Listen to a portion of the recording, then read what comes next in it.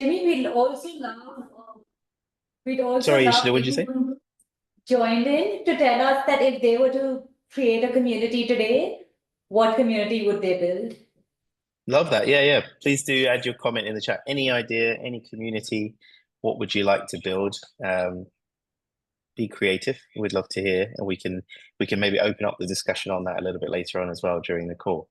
So yeah, please do have it. Or if you don't know right now, have a little think about it, and you can put it in the chat as well. But we shall say welcome to everybody. Welcome to this week's episode of Zero to One. We're really excited to have this session today because community is very much at the heart of what we do at Do a Circle as well. So we know how important it is, and we know how much members can benefit from just having that connection to other people, being able to share ideas, sharing even the ups and downs in that sense as well.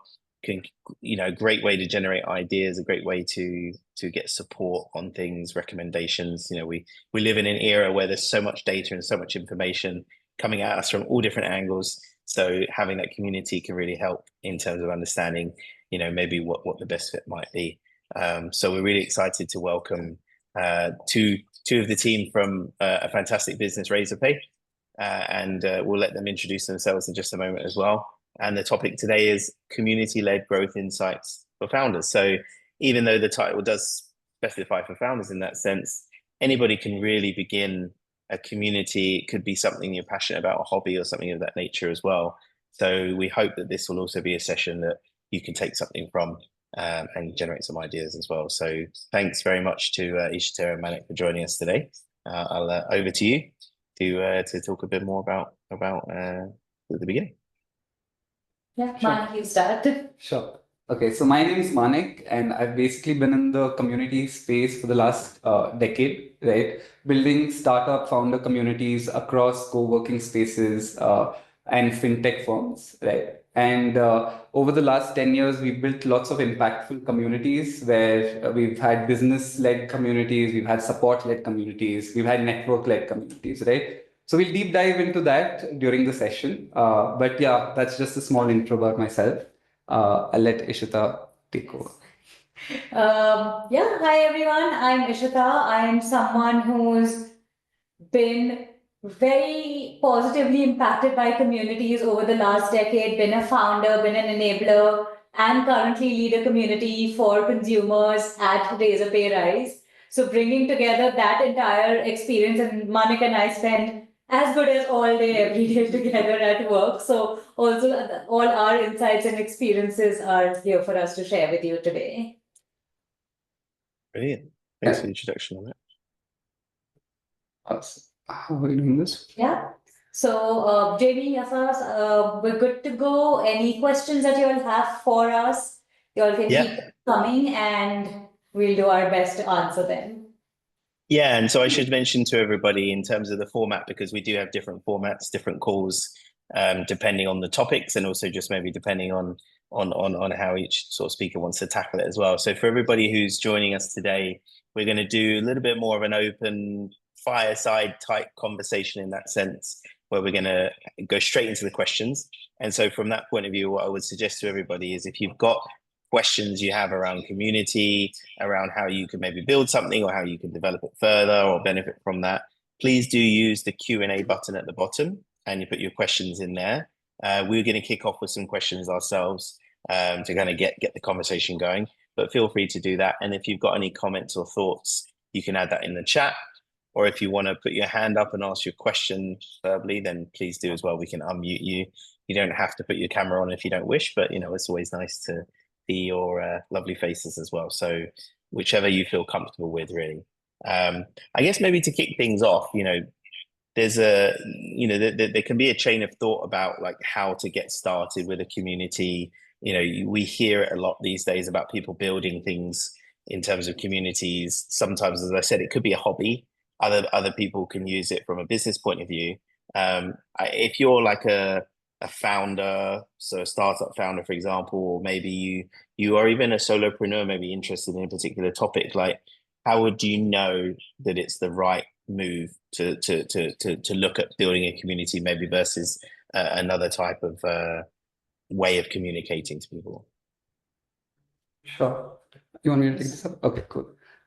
So for building a community, I think we all have to always realize what is the goal that we're trying to, achieve from it. So if I'm creating a personal community, it's more for me to relax, meet new people, all of that. If I'm creating a business community, it has an outcome to it, right?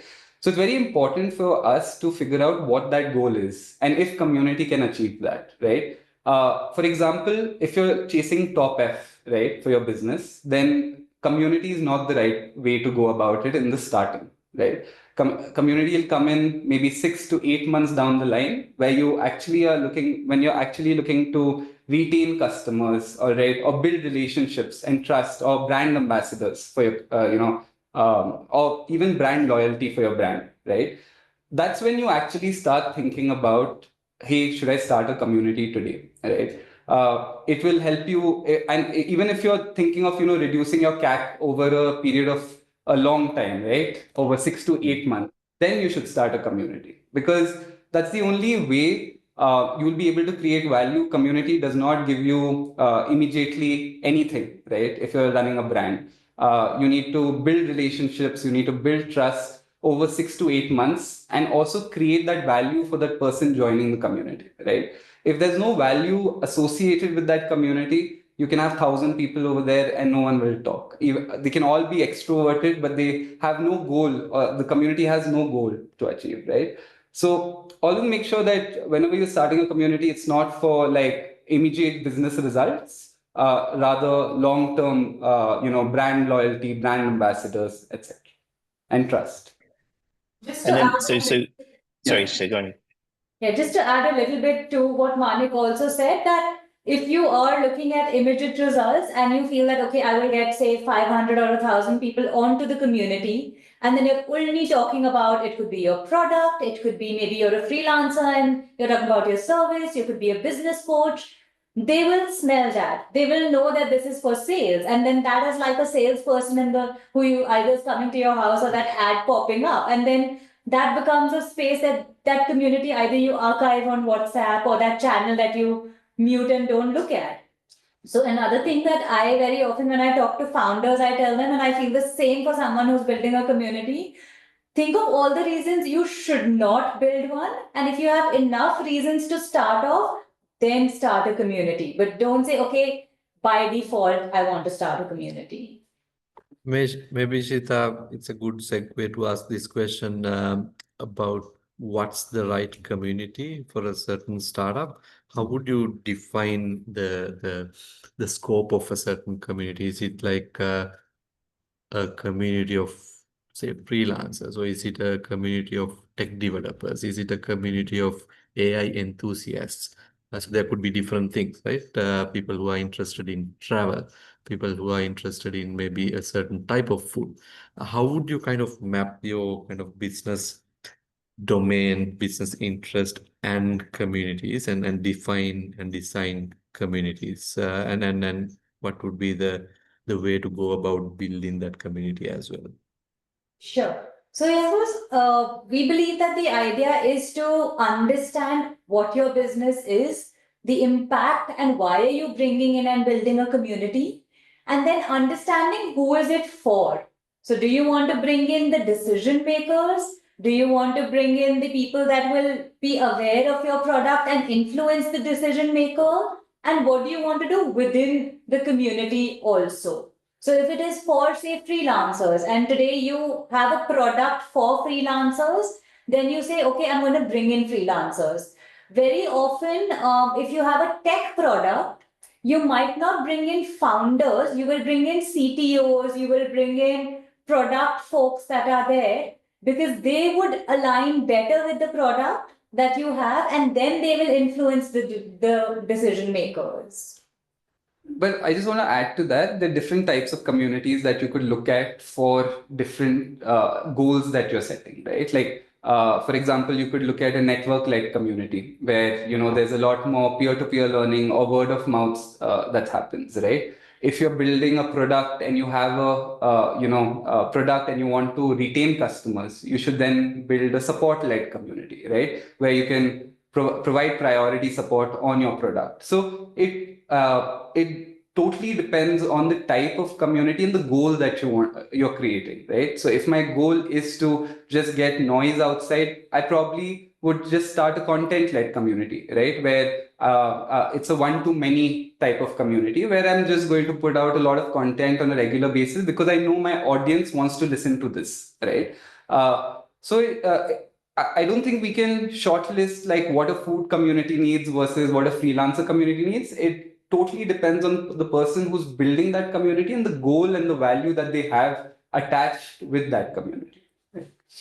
Manik, do you feel a little about, and yes, as you know, we were discussing this earlier in the day of, around this, how we have also, happy to share a little bit of how we've built this also at Rise.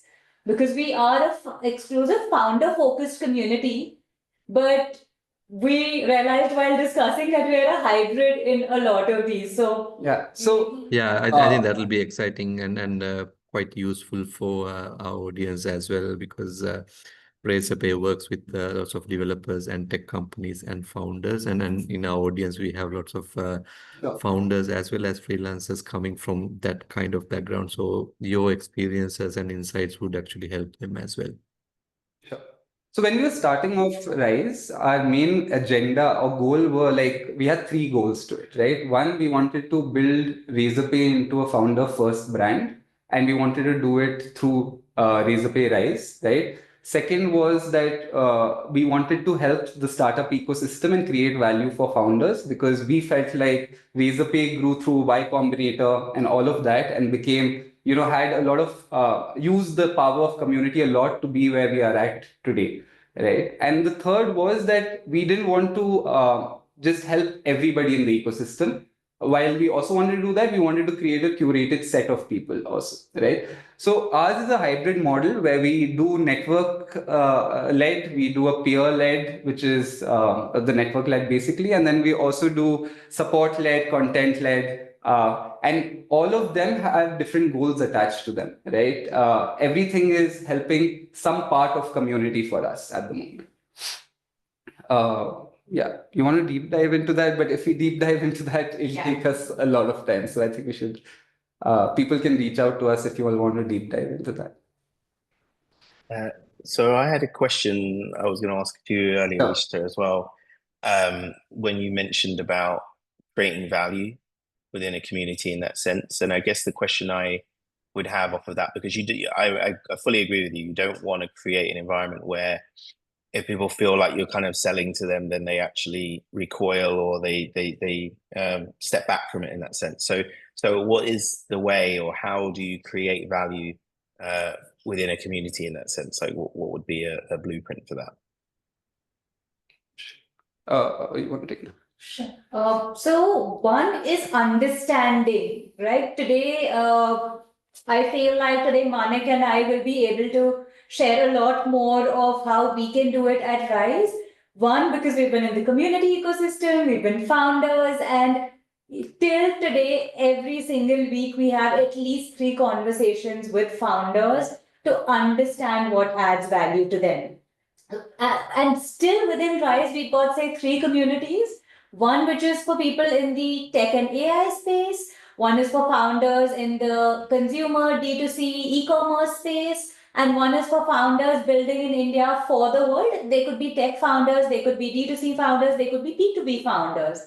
So even when we built each of these 3 communities, while certain aspects can be replicated, we went back and spoke to founders and realized that for a tech community, maybe getting into Y Combinator or becoming number 1 on Product Hunt was very important. So you do your sessions, your content, you drive conversations on the group or the community platform in that direction. When we looked at D2C, we realized that getting feedback is very important on your product or on your website.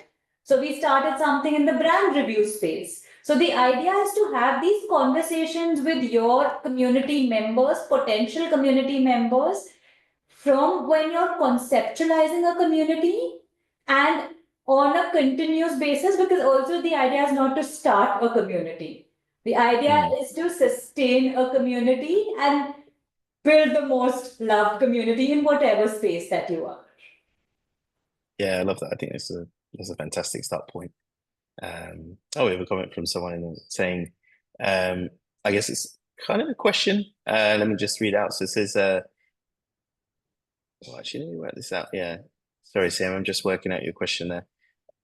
I think it's how to improve the ability to convey information clearly and effectively to all stakeholders, including staff in the community. So I guess maybe tips or tricks on how to be able to communicate as clearly as possible with the community. Maybe it's certain channels, maybe it's certain methods, like it could be polls or emails or even calling in person, things like that. Would you have any tips on that? Yeah. I think when you start up a community, it's very important for us to set up some traditions within the community. Right? It's very important for us to set that up so that our members or our community members can basically forecast what is going to come onto the community, right? So if you do introduction Mondays, for example, or you do knowledge Tuesdays, after a certain while, everyone can forecast what's going to come. Every Tuesday, this happens. Every Monday, this happens. Every Thursday, they ask me a question, right? So we've basically, over the last 3 years, set our traditions up very well. All right. So everyone basically remembers, hey, announcements are going to come on this day. All right. So I have to keep a check on my announcements at this day, right? For staff, it's very easy. Like we have certain processes that we follow within our teams to keep everyone updated. And those work really well for us. Like we do lots of catch-ups every Monday, every Friday, we have a 1 hour catch up. Then we deep dive into every month, we do a deep dive into each community to understand, what are the misses from the previous month, where can we do better, what are founders asking for, etc. So it's very important for us to keep in touch with our audience. Also, I think one other way that works very well is if you have a community that's say about 100, 200 people, right? Or 1,000 people, figure out your influencers within the community, right? Once you figure out your influencers, it becomes very easy to pass on information. So, for example, I'll give you an analogy of, say, a teacher in a classroom, right? And the community manager is actually the teacher. All right. So nobody wants to listen to the teacher, but everyone wants to listen to their friend sitting next to them in the classroom, right? So it's very important for us to figure out influencers from our community who can pass on that information, because everyone wants to, a founder would love to listen to another founder. He would not want to listen to a community manager, right? So we've created this group of founders that we reach out to that also help us basically design, what should happen in our community over the next 6 months or 8 months. They help host sessions, they help do all of that, plus also pass on information which is picked up by then our community founders. I'd also like to Yeah. add a couple of things which are a little more softer elements when you build communities, also because I understand we've got our friends from India, but across the Southeast Asia and the world, is that understanding that today, yes, we're from across the world and speaking in English, right? But understanding some of these diversity nuances, saying that, okay, is it a Hindi and English, or same, I hope I've pronounced your name right, like is Khmer a language that maybe your staff and stakeholders are more comfortable speaking in Cambodia?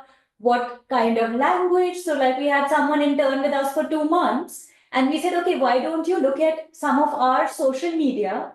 Because she's 19, 20 years old, and maybe certain founders that would associate to what we do at Rise range from 20 to say 40, 45. So bringing in those nuances, if AI is something that's, new, maybe generating some of those content, if it is a little more fun group and memes work over there. So from the general language that you use to the tone that you use to how you communicate, it's very important also to understand your audience. Your audience shouldn't feel you're too casual, but they also shouldn't seem you're too formal. And I feel that also goes back to, how Manik said that you set up those traditions. So your first few months, including even the day you decide to start a community, starts off with, okay, what persona and personality are you going to be giving that community?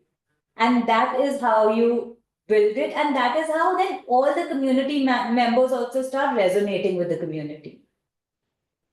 Yeah, I think they're both fantastic points, to be honest, and thank you for sharing that. And it actually, I think you kind of teed up a question I was thinking about earlier, because it was a couple of weeks ago, I think it was, Yasas and I attended an event in Singapore, and the topic was on community and how to build communities. And we kind of broke off into these little sort of smaller groups. And one of the questions that was asked by one of the ladies there, who was a founder of her own community, is, where should I actually create these communities, which channels and things like that. And in a way, I feel like what you just said is a part answer to it. It's kind of like, depending on your audience, where they're based, you need to go to them where they are. But I'm also curious, like from your point of view, what's been working for Razor Pay? Because we know about WhatsApp communities. That's where we do a circle kind of are most active. But I'm also mindful there's things like Discord and Slack and things like that.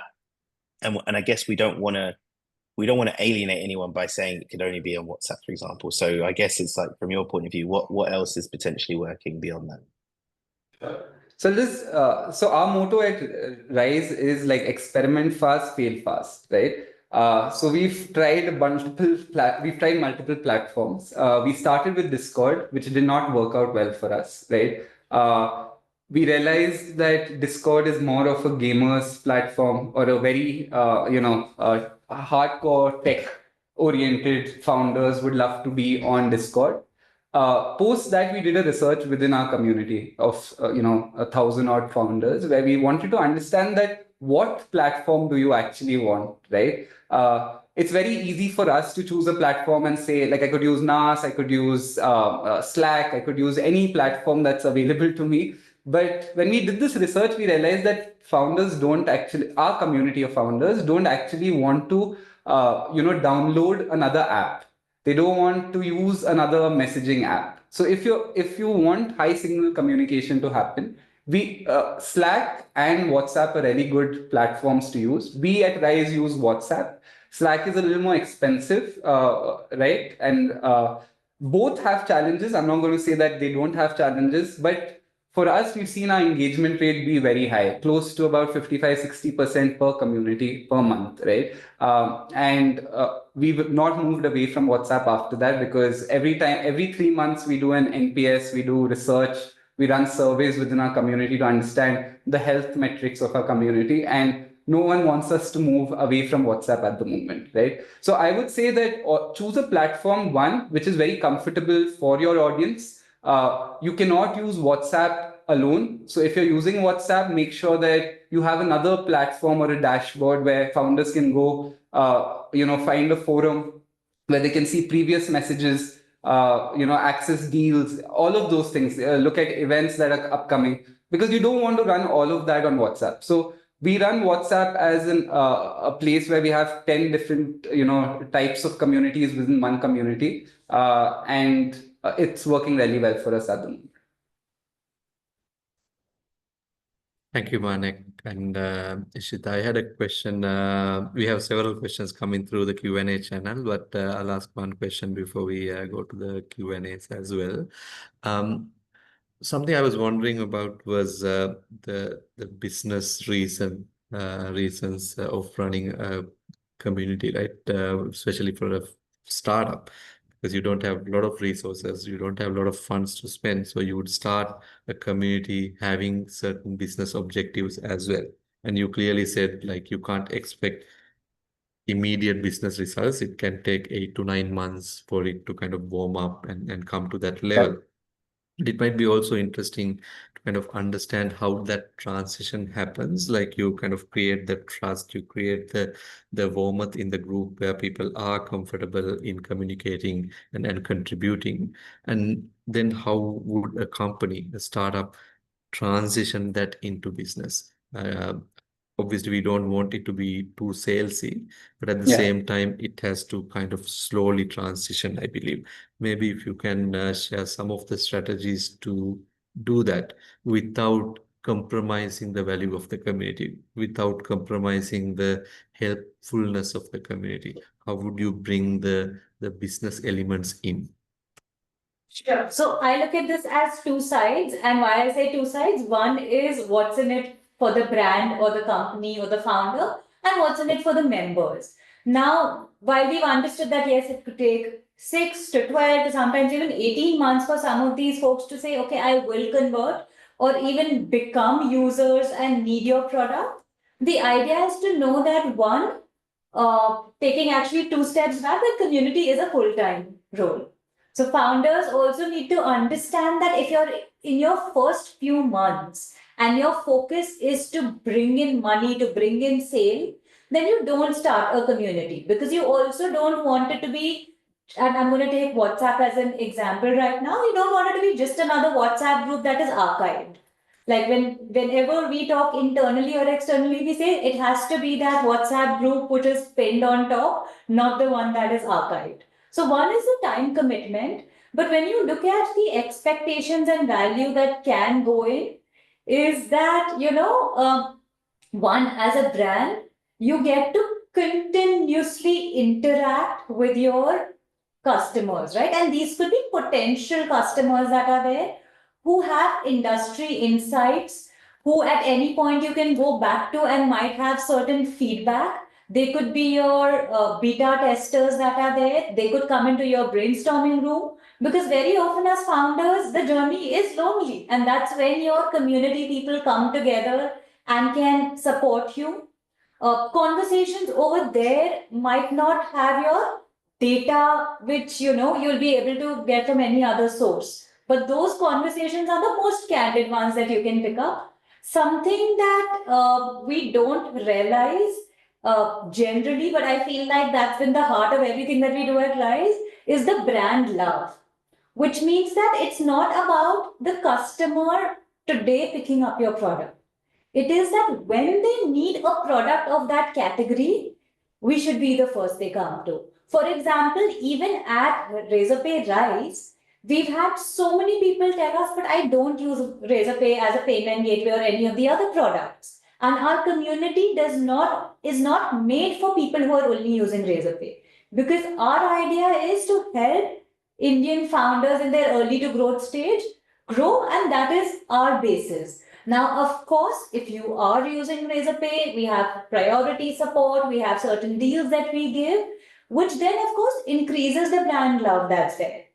So that really helps. Then, as and when you grow, maybe they use one product of yours, then incrementally, if you have more products or as those members grow in their journey of either their founders or freelancers, or even an example you gave, right? A gardening community. Someone will start with 10 plants, but tomorrow they move to a larger house and they want 100, they will come in, you'll get 10x business from them.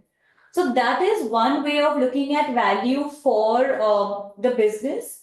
On the other hand, like we've been discussing, it's very important to ensure that your communication on the group is also structured for the reason why the members are there. So you're having conversations related to that particular topic. If it is a tech community, then you are talking about tech trends, the content shared there is in the tech space, you're talking about challenges in the same space.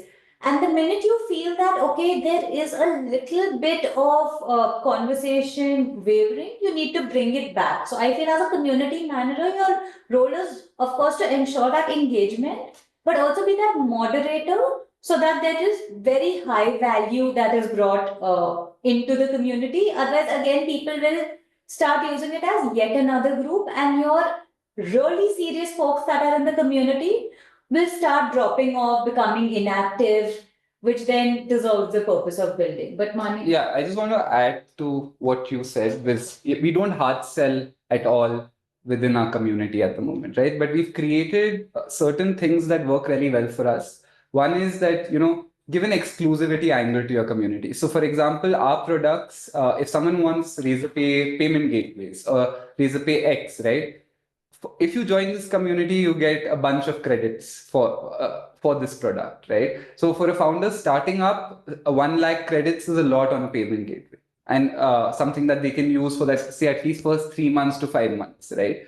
So we create these deals. We have a dashboard where people can basically look at these deals, but we don't sell it, right? We've not like said that you have to come here and use Razorpay products, but we've said that, hey, we've curated a bunch of deals for you so that when you're starting off, you don't have to spend a lot of money, and go have a look at these deals, right? So one of the things is is that, right? And then what we've also done is we've created different assets where we can showcase our products in different ways, right? So, for example, our content repository, which is called Vault at the moment, right? We do a lot of how-to products over there. So, in the sense that how do you, as a founder, how do you use this product? So we don't sell it, but we'll tell you like how can payment gateway actually help you out as a startup founder in say your first 100 days, right?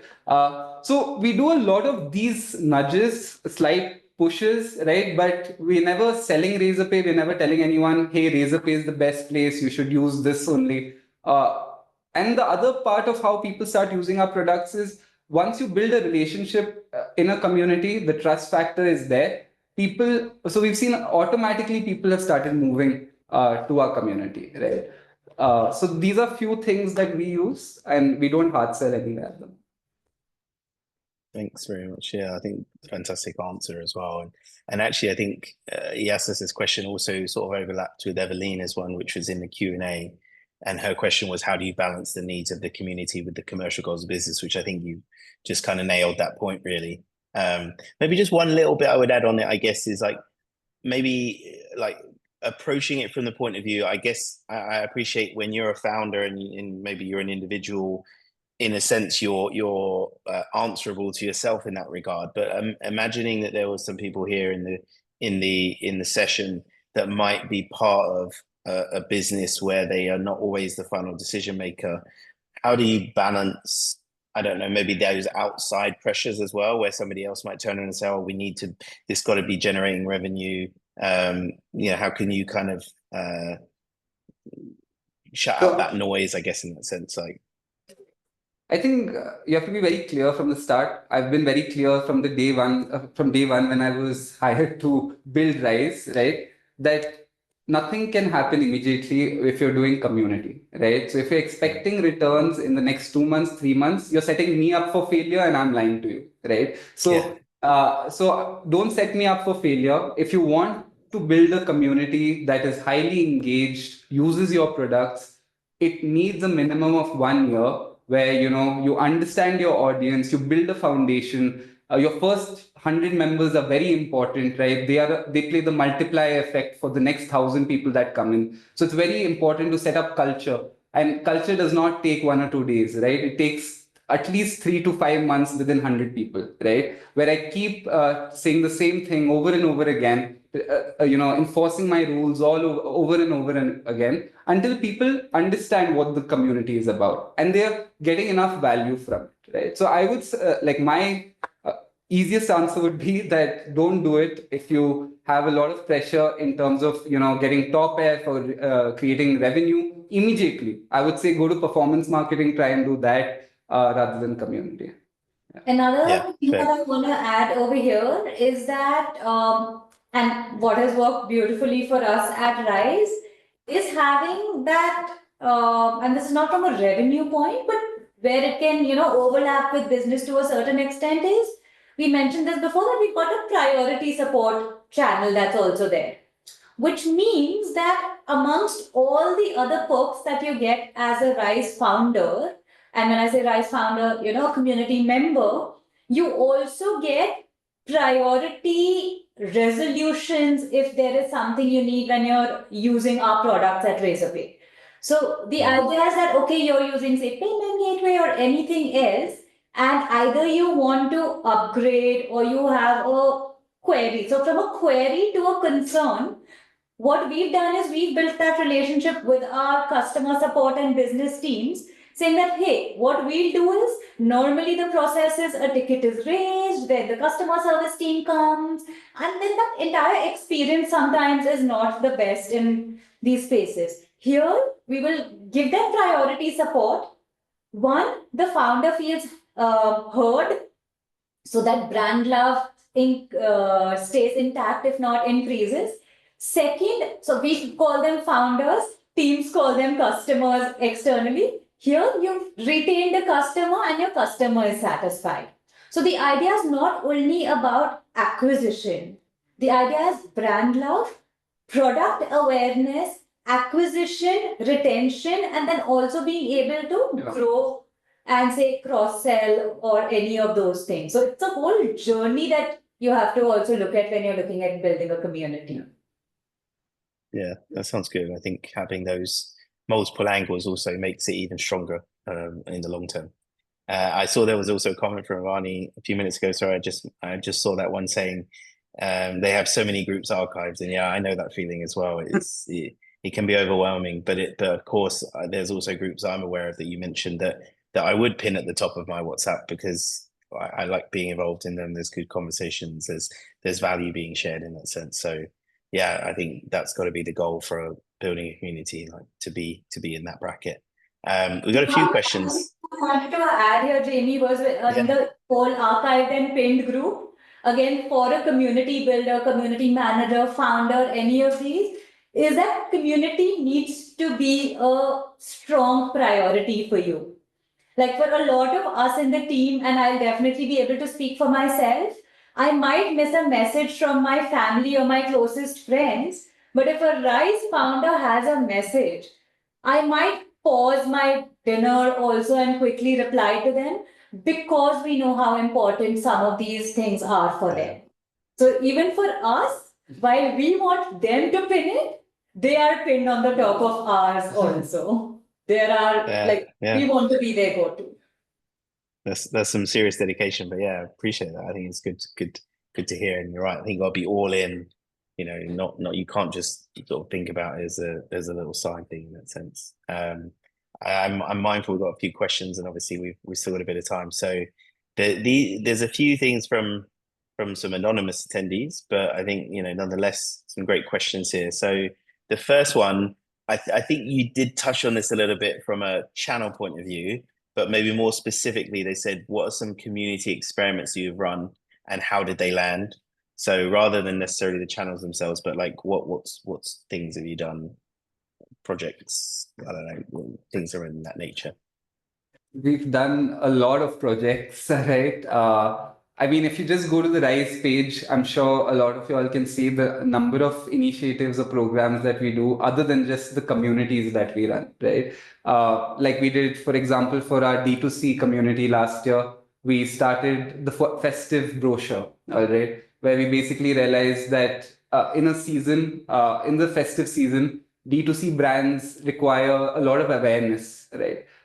So we created this brochure where we circulated it across our socials, circulated it across different mediums, to create awareness for the about 50-60 brands that were within our community, right? This really, it was not one of our successes, right? We realized that one, we did not create enough awareness for them to get enough revenue generated through the festive season. And the impact of what we were trying to do was not so massive, right? So because there are so many sales, so many discounts happening during that time, that there was the impact that we were trying to create wasn't massive at all, right? So that was one thing which now this year we've gone. I don't want to deep dive into that because it'll come up in the next 2 months. We'll launch it. But we've reworked on that and come up with a completely new program that can help D2C brands for the festive season. We fielded Discord, right? We tried Discord. We had a 2% engagement rate when I joined Rise, right? So it was really bad. The community was not talking at all. So we had to revive the community from start, right? And these are all founders that go through an application system and they get curated. They go through an interview system and then only you can get into Rise, right? So so it's only a 12% acceptance rate at Rise at the moment, right? So we had to revive all the community members that had just stopped speaking to us and also stop trusting us, right? Like, because we started a community, we did all the interviews, all of that, and then they came on Discord and had no way to talk to us, right? Post which then we went ahead with WhatsApp communities, and now we are at about 55-60%. across all three communities of us. So I think we failed at a lot of things, there's a list of them. Happy to deep dive later into them. Yeah, I mean, if you remember something else. Not in particular, but to this context, and a lot of credit to Manik, because when we work together, sometimes the idea, like he mentioned, is to experiment fast, fail fast, come back to the drawing board. I would say we also work on the community like it's a startup. So all of us look at ourselves as founders, and the RISE community is a startup. Every morning we wake up and say, okay, what new can we do? What new feature, what new initiative. So even the idea is that we started a couple of initiatives last year, and our D2C consumer community was our second community, which meant like we picked up a couple of things from the tech community. Some we started experimenting, maybe like smaller group huddles or roundtables that we did. The first one or two went really well. The third and fourth completely tanked, and then you feel, okay, this is not working at all. So you move away from it. You've not even made the effort necessarily to say that, okay, why did the first few work? Was it the excitement of other people, the community members saying, oh, it's a new thing, let's join it.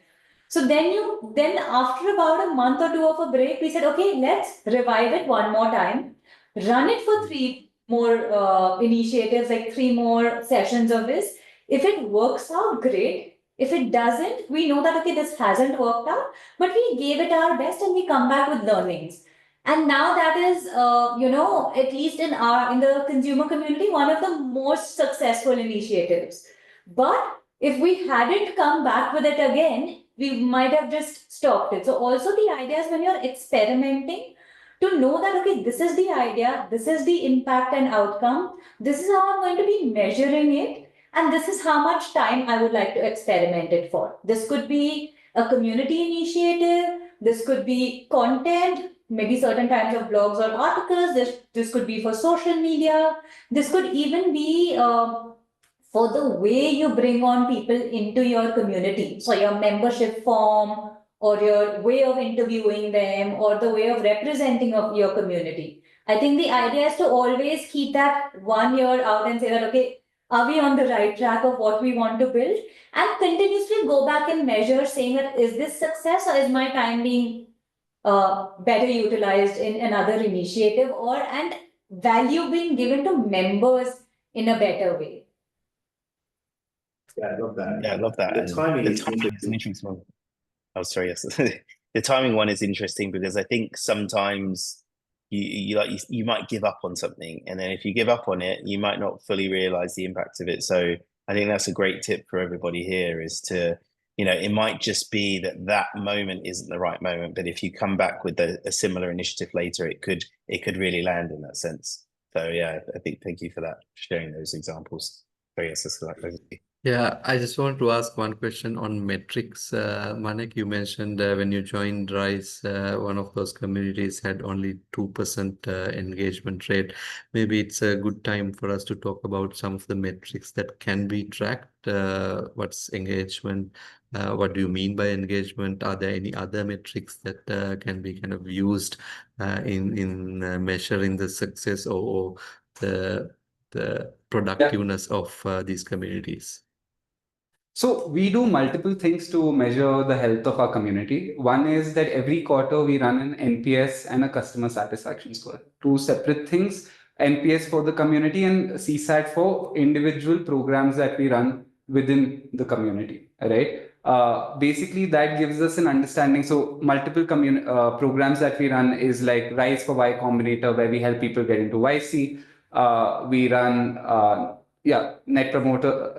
NPS is net promoter score. So we run. I'm a jargon bell in that sense usually. Okay. I mean, I understand what you're saying, but just for anyone else who doesn't my understand. bad. I just said that.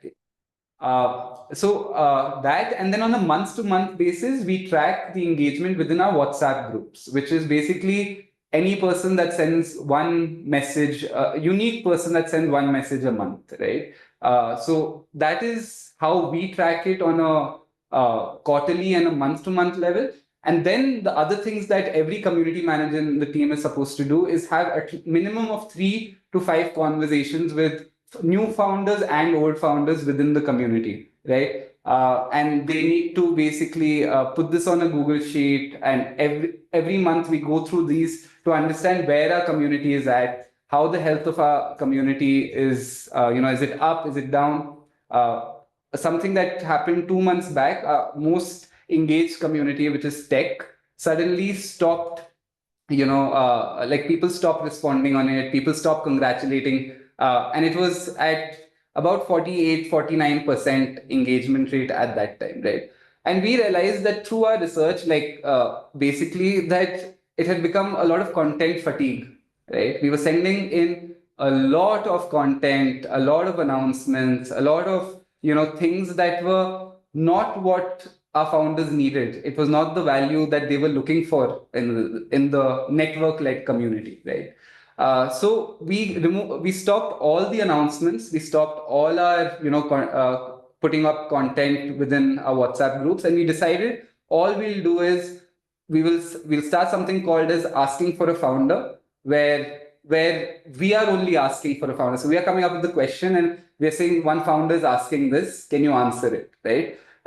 And that revived the community again, because it brought back what the community was made for, which was basically to help all your peers. And every time I said asking for a founder thought that there was an introverted founder somewhere sitting on the WhatsApp group who didn't want to talk, and I'm asking a question on his behalf or her behalf, right? So that these are things that I think are ways to figure out the health of your community, and then go back and try different things and see what works for you. Yeah, I love that. Actually, that's a perfect example, because we had a member on a call a few weeks ago say themselves that they're quite introverted and they can feel a bit intimidated about asking a question in a big group. So I love that idea. I think it's a great way to see that they can get the answer without feeling like all the spotlight is on them in that moment. Yeah, and of course, there are so many people that are willing to help as well. So it's a great way to get the community engaged. So yeah, thanks for sharing that example as well. I think it's fantastic. We've got some more questions here, so I'm just mindful. Obviously, we've got about 10 minutes left, so we'll just fire through them. So one of them I think you did touch on, but maybe if you had an example for it, says, what are some of the things you've learned the hard way in building communities? I think it seems like you've done a lot of experimenting and learned those things as well. But maybe if there was one thing you said was like, I don't know, like the hardest lesson you learned, but it helped you thrive after that. That the basic thing that I learned while building a community is that I don't know anything, all right? And I should not be deciding what my community needs and what are the programs or the initiatives or activities that I should be doing within my community. It's very easy for a community manager to sit and say, I've built so many communities, I know what my community needs. Every community functions differently. Please be open to listening to what the people are saying, because that's exactly the value that they are looking for, right? And that's what I've learned. Like, so I basically say that I don't know anything. I just know how to do research, and I do a lot of research, and that works for us. Yeah. Love that. Yeah. I think that's the same mindset with sales as well. You shouldn't go in expecting that you know everything about the business. Exactly. Better to listen. Yeah. So great. I'd like Okay. to So we're add gonna. one Sorry, Sugar. Yeah. over here is also having, like Manik said, the research part of it. That when you're building a community, have certain basic understanding of the people that are there, right? Because they're not necessarily looking to you for answers. You enable the community to give answers, but you should still be able to understand it. Which means if you're creating a community in a certain sector or a certain category or for a certain section of people, you should be able to understand their way of speaking, their jargon, once in a while be able to at least redirect them to the correct people in the community. Like when we launched the D2C community, I overdosed on consumer podcasts for the first 3 months, and my commute would only be listening to them, understanding this, because in the community we had founders that were just starting off. We had second, third time founders also, and the idea was that when they're talking to us, are you also being able to absorb what they're talking? So you should build that, do your little, background research and understanding of the industry or sector. Brilliant. Thank you, Shita, as well. So we got a couple more questions here. So I think you did answer this one a little bit earlier. So, but maybe just to clarify, so who should not consider building community? I know you already said if you're looking for like quick revenue, that top line thing, then that's definitely not the person. But are there any industries or particular things you think would probably not maybe benefit as much from a community? No, I think you can build a community in any industry. It just depends on the format that you're building. Maybe in a food or an FMCG product, I might not build a network-led community, right? Rather, I would build a content-led community, right? If I wanted to build, I could build still a network-led community, but it would be more on the health benefits of the food, right? So it depends on exactly what type of goal you have, and you can build any type of community depending on the goal that you're trying to achieve. Yeah, fair point. Okay. And another couple of questions. So one from John saying, how can we join your community? So I guess like if there's a way that people can join the Razor Pay Rise community, is it limited to those in India, or could people from other parts of Asia join? So as of now, our goal is to help the Indian ecosystem, but we will start something very soon in a few months for some of the people coming in from abroad. But I would also like to say that while the community, which means the application-based community, and that set is only curated and for founders in India, building from India, everything else, right, which is our content platform, is for the larger ecosystem, where every week we have an article on the in the startups industry that we talk about. We do about one LinkedIn Live on our Razor Pay Rise LinkedIn handle every month. There's certain other programs that we have which might be relevant for founders across, Southeast Asia and globally also. Yeah, like we do something for Y Combinator, like I said, right? So a lot of founders applying for Y Combinator can join our Rise for YC community. And we have a full community over there. We have a WhatsApp group. We have something called the Pitch Perfect, where, if you're going to, we realize that discovery of investors is not tough, but everything before that is very tough. Like building the pitch deck, storytelling, all of that, finding the right startup template. So we started a program called Pitch Perfect. So a lot of founders can join that, but our core group is still very Indian based at the moment. Fair enough. Yeah, no, I think it sounds fantastic, and you'll have all those learnings to apply to the other regions as and when that's ready as well. There's only one more question, at least in here, but if you've got any more, get them in right now because we were about to run out. But it's just it was actually for us, I guess. It says, does DuoCircle maintain community? So maybe somebody who's new joining one of the calls. Yes, we do. We have communities on WhatsApp. We have a specific community for those based in India. We have one for Singapore, Malaysia, Thailand. Don't have any specifically for Europe and the US yet, but that's obviously markets we're also interested in. The majority of DuoCircle members are based in South and Southeast Asia as well. So if that's something you're interested in, then you can join via the website. If you go on duocircle.com, there's a button to join the WhatsApp community. So yeah, we're very much, as I mentioned earlier, on WhatsApp as well. I think would like to test out some other ones for sure. But we also, the thing that we're juggling with is that we don't have any dedicated community staff in that sense. So we're kind of all sharing the load between the teams, and Yasis and I and a couple of others behind the scenes as well. Oh, we've got a couple of questions in. Must be my prompt there. So the other question is, so what is the typical Indian community member like? What are the top 3 pain points or the nudge to be part of a community? It's quite a broad question, but I don't know, maybe if you feel like you can tackle that one. They want a lot of things free, right? So that's one this thing I can think of. They're very open, like they express themselves a lot, right? So and because they know that they've left everything to build the startup, right? So they put you in place whenever they need to, so they can be a little hard to work with. Other than that, it's not tough. I think I've worked with a lot of founders. I was in the co-working space from the US, from in Google for startups across Singapore. All of that, and all the founders actually have the same goal, right? They all want to build a brilliant business or a brand, generate revenue for their business, and create value at the end of the day. So Yeah. all of them have very similar pain points, right? I don't think it's very different from each other. Yeah, so No, fair point. Okay. And then we have another question, which I was actually just trying to tee up something for on that one. So the question is there, would you share the recording of this call somewhere? Yes, absolutely. So we do the recordings every week, and we have it on a YouTube channel. So I'm just going to quickly share that in case anybody's interested. All the videos go up there usually within 24 hours of it happening. So if you can just hopefully see the screen there, you'll see our YouTube channel. So a big focus on 0 to 1, the events that we're doing right now.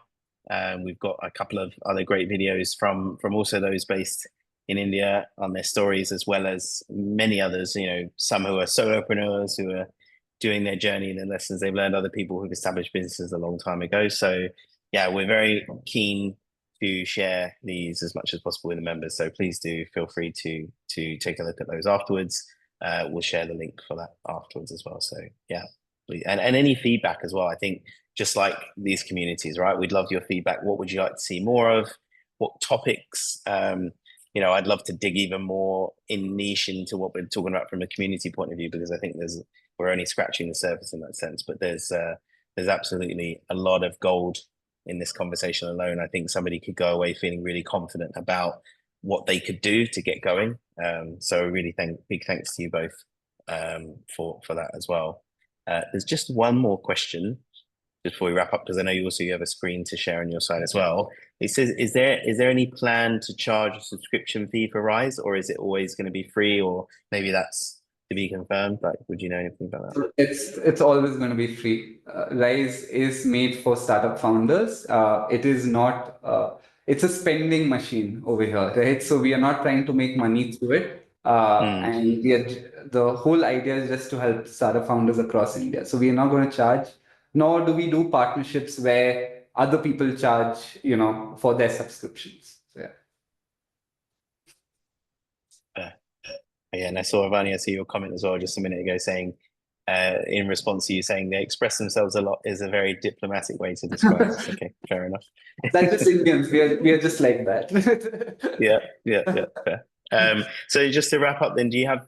I think you had a screen. You were going to share a slide. We don't necessarily have to share it. There was something that Manik shared with me just before we got into the session, and I told him that I think it's best for him to share it with everyone here. So just like whenever you're building a community, just make sure that you start with people, not platforms, and build trust before expecting returns. I think that's like it has community in one line, right? If you think you're building a community, just keep that in mind. Of that, yeah, thank you. Yes, I also dropped both our LinkedIn IDs in the chat. We, of course, represent Rise, but we've been community people as good as all our working lives, if I may say. So we're right here. Feel free to connect with us, DM us on LinkedIn. If you have quick questions while building a community, if you would like to get on a quick call and say that, hey, these are some of my thoughts, but I'm still trying to figure it out. And, we're happy to chat. I feel like for us, community. Yeah. Video? Yeah. Okay. So I was saying for us, community is not, I'm not too sure how my screen is sharing. It's not yours. Okay. No, it's mine. Sorry, I was getting the links up. Yeah. Okay. Yeah. I was going to say, you carry on your closing points. I was just going to show people these are the profiles in case, because people always sort of wonder, right? Just to look at them. So you have Manik here.